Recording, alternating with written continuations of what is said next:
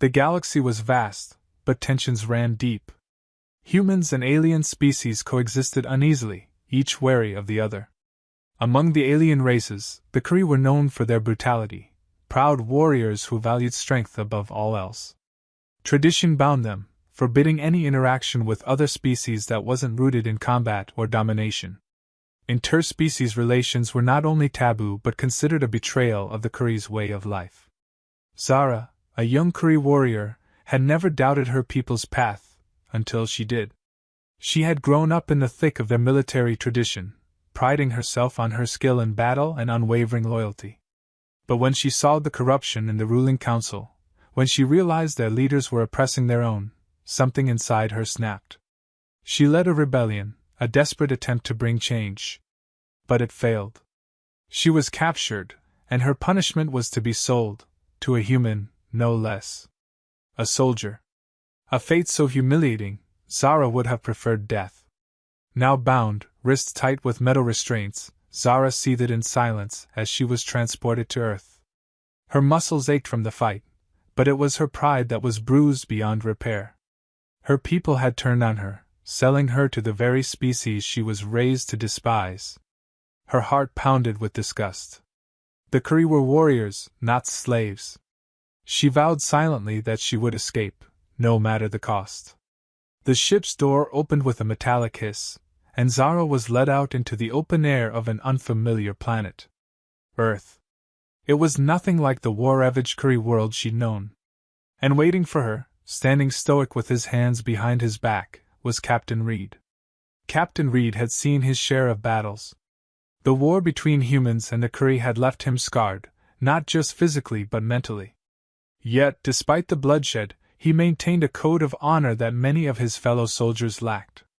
He had never agreed with the practice of taking alien prisoners as slaves, but it was a reality of war that he had learned to accept, if only to stay within the boundaries of duty. When Zara stepped off the ship, Reed felt a twinge of unease. She was unlike the other Kree he had encountered. There was fire in her eyes, but it wasn't fueled by hatred. It was defiance.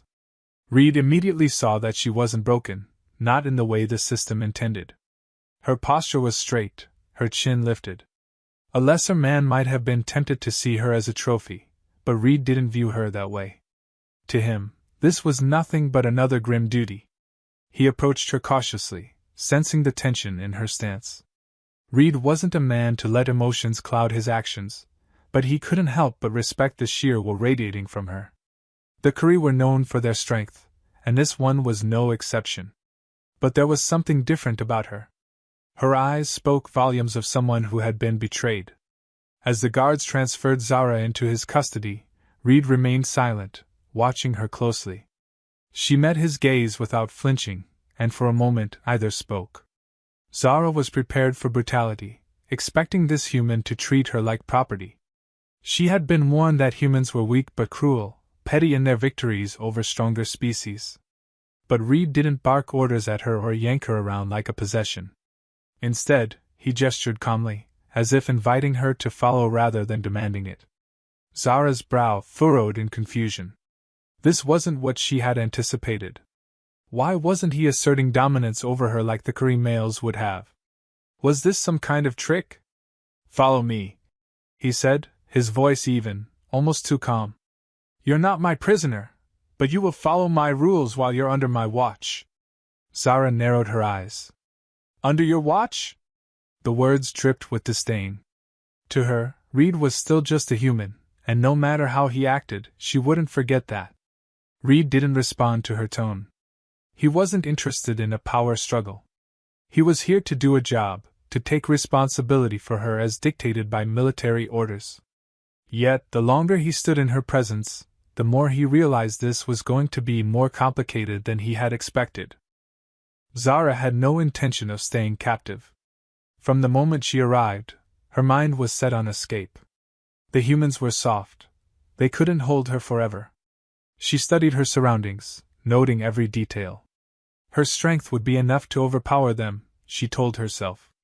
And when the opportunity came, she moved swiftly, breaking free of her restraints and making a run for it. But Reed had anticipated this. He intercepted her effortlessly, blocking her path with a calm precision that made her blood boil. She swung at him, hoping to catch him off guard, but Reed sidestepped her attacks with the ease of someone well-trained in combat. Yet he didn't strike back. He didn't restrain her roughly or shout at her like she expected. Instead, he merely waited for her to tire herself out. "Are you finished?" he asked, his voice steady, almost gentle, which only deepened her frustration. Zara's chest heaved with the exertion of her failed attempt, her eyes burning with defiance. She had expected violence, maybe even punishment, but this quiet resistance, this refusal to engage, left her more unsettled than any physical blow could. Reed didn't see her as a threat, but he didn't see her as a mere captive either. He was treating her as something else, something she couldn't quite understand. And it infuriated her. Over the next few days, Zara tested him at every turn. She would push, challenge, even taunt him, expecting him to crack. But Reed never lost his composure. He answered her defiance with patience, and while it made her want to scream, it also confused her. No Curry would tolerate such insubordination, yet Reed did, and not out of weakness. There was a strength in his restraint, a resolve she hadn't anticipated. For the first time, she was forced to reconsider what she thought she knew about humans. As Zara was exposed to human life, she couldn't help but notice how different things were from the rigid, harsh structure of her own world. Reed's base was filled with soldiers, but there was no harsh hierarchy, no need for constant displays of dominance. The humans moved with purpose but without the constant aggression that defined the Curry. She watched as they worked together, solving problems, discussing strategies, and even laughing, something she had never associated with war. Reed, in particular, seemed to command respect not through fear, but through trust. He didn't need to assert his power over them constantly, and this puzzled her. How could a species that didn't rely on strength alone survive, let alone win a war? More confusing to her was how these humans treated each other. They showed kindness, even affection, toward their fellow soldiers. Zara found it strange that Reed could speak with those under his command like equals. She had always been taught that respect was earned through force, yet here, respect seemed to flow from something else entirely, something she struggled to grasp. Her mind churned with conflicting thoughts. Everything she had known about humanity, about their supposed weakness, their inability to survive without brute strength, was being challenged daily. She found herself in quiet moments, reflecting on what she had seen. The Curry were strong, but their strength was built on fear and control. The humans were different, their strength came from unity, from a deep sense of loyalty and compassion. Zara didn't understand it, but she couldn't ignore it either. Then came the attack. It was sudden, brutal, alien raiders targeting the human base in an unexpected strike. Chaos erupted as soldiers scrambled to defend their territory. In the midst of the battle, Zara found herself fighting alongside the humans. Her instincts took over, and without thinking she moved to protect Reed when a raider blindsided him. In that split second, Zara reacted. She fought as fiercely as she ever had, and when the immediate danger had passed, Reed looked at her with something she hadn't seen before: gratitude. He hadn't asked for her help, and yet she had acted, not out of duty but something deeper. Reed's eyes met hers, and for the first time, there was no barrier between them. He nodded in thanks, his respect for her evident. Zara was momentarily stunned. It was such a simple gesture, but it carried weight. In that moment, she realized something she hadn't before: humans weren't weak. They weren't as fragile as she had once thought. Reed had fought alongside her, trusting her as an equal, and in turn, she had saved him not out of obligation, but because she wanted to. It was an unspoken shift between them. Reed's respect for her abilities was genuine, and Zara couldn't deny the growing respect she felt for him. It was the first time in her life she had fought with someone instead of against them, and the experience left her unsettled but also strangely comforted. They didn't speak about what had happened, but both of them knew something had changed. The walls between them, once solid and unbreakable, had begun to crack. Zara saw Reed not just as a human, but as a fellow warrior, someone who understood the value of strength, just not in the way she had been taught. For the first time, Zara wasn't entirely sure of her hatred. She wasn't sure of anything anymore, except for one thing: there was more to these humans than she had ever imagined. Zara and Reed's nightly conversations had started as guarded exchanges, but over time, the barriers between them began to erode. One evening, as they sat together after a long day, Reed spoke about the war. He told her about the comrades he had lost, the friends who had fallen in battle, and the weight of leadership he had carried ever since. His voice remained steady, but there was a deep sorrow behind his words, one that Zara recognized. She had seen that same look in her own eyes. She, too, began to share. Zara talked about her rebellion, the hope she'd once had to change things, and the bitter betrayal that followed when her own people turned on her. She had been a warrior, a leader, and now, she was little more than an outcast. For the first time, she wasn't speaking to an enemy, she was speaking to someone who understood what it meant to lose everything. Reed wasn't the faceless human soldier she had once envisioned. He was a person, shaped by pain, just as she had been. Reed listened in silence, not judging, not interrupting, just listening. When she spoke of the betrayal she felt, he didn't offer hollow words of comfort, but his quiet presence was enough. Zara found herself feeling conflicted. She had been raised to see humans as inferior, but here was one who had suffered as much as she had, who had fought as hard as any Kuri. The line between friend and foe had become blurred. She found herself wondering how much of what she had been taught was true, and how much was a lie. Reed, for his part, saw Zara in a new light.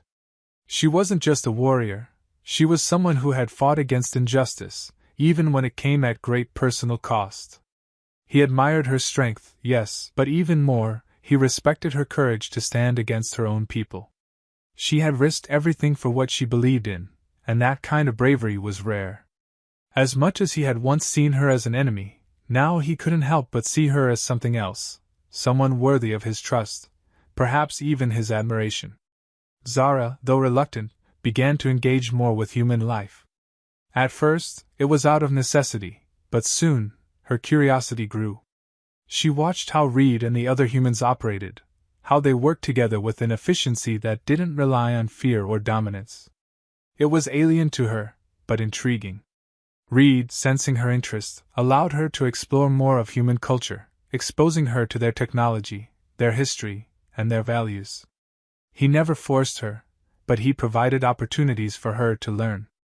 Zara found herself drawn to humanity's resilience, their ability to adapt and survive in ways the Kuri had never needed to.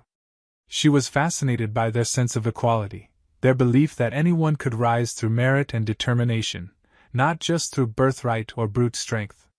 It was a concept that clashed with everything she had been raised to believe, but the more she saw of it, the more it made sense.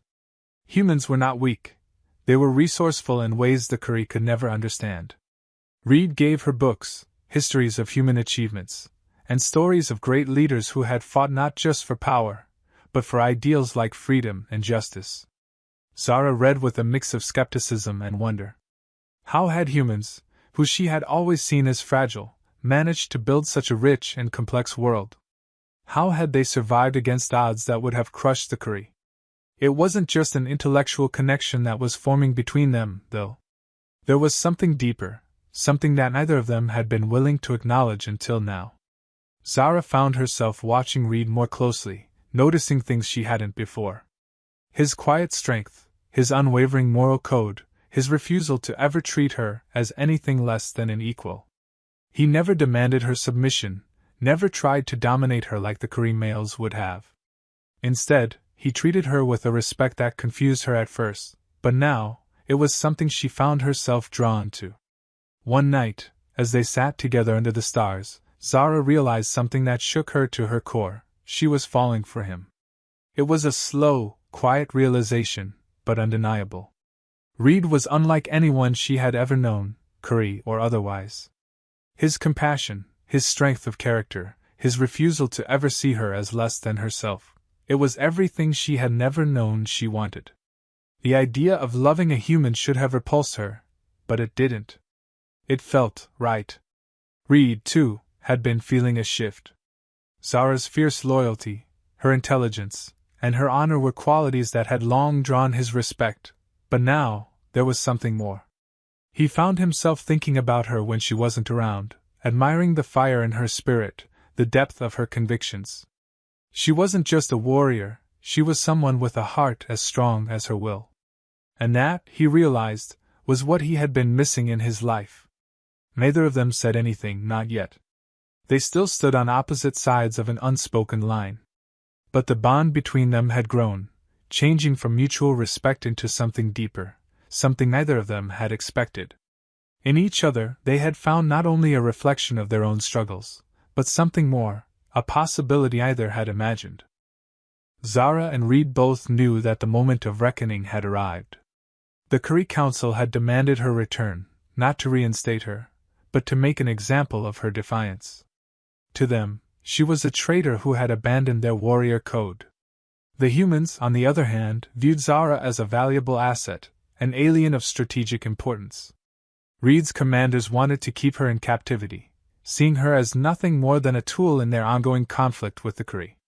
Zara had spent her life chained to the Curry's rigid beliefs, bound by traditions that left no room for dissent. But that life no longer held any appeal. She wasn't the same warrior who had been sent to Reed as punishment. She had come to understand something far more important than her people's brutal honor code, freedom. And she wasn't going back. "I won't return to them," she told Reed, her voice resolute. "I refuse to be their weapon, their prisoner." Reed stood by her side, unflinching in his support. He knew the consequences. This decision could cost him everything he built.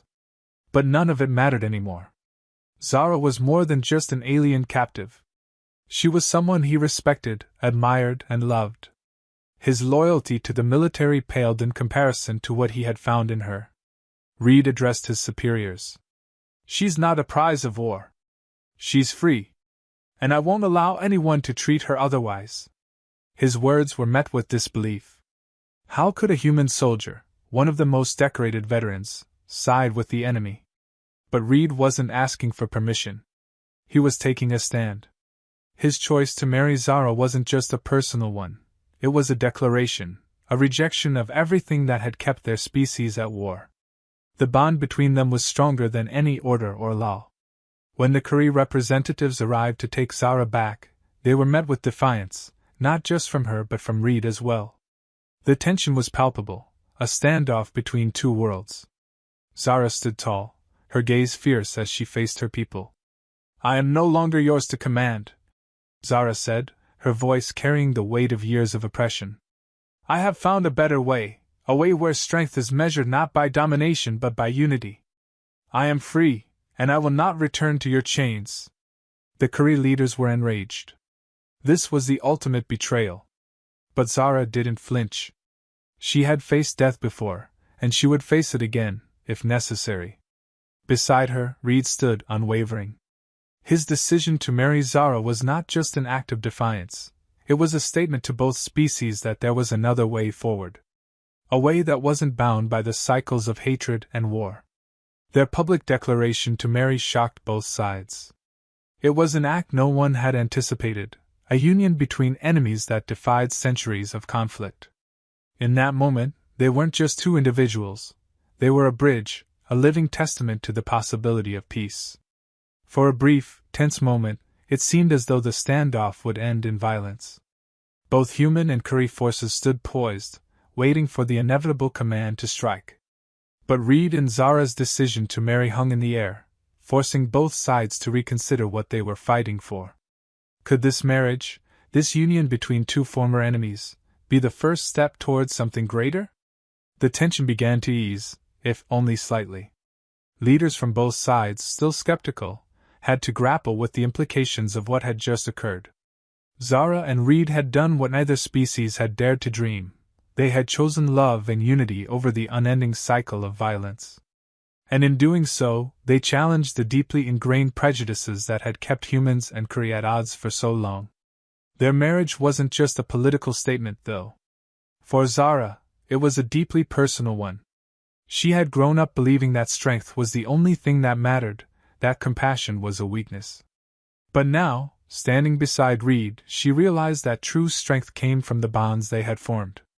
She had fought her entire life, but it was through understanding and connection, not violence, that she had found freedom. Zara looked out at the assembled crowd, both Kree and human, and for the first time, she felt something she had never allowed herself to feel before: hope. The path ahead wouldn't be easy, but it was a path worth taking.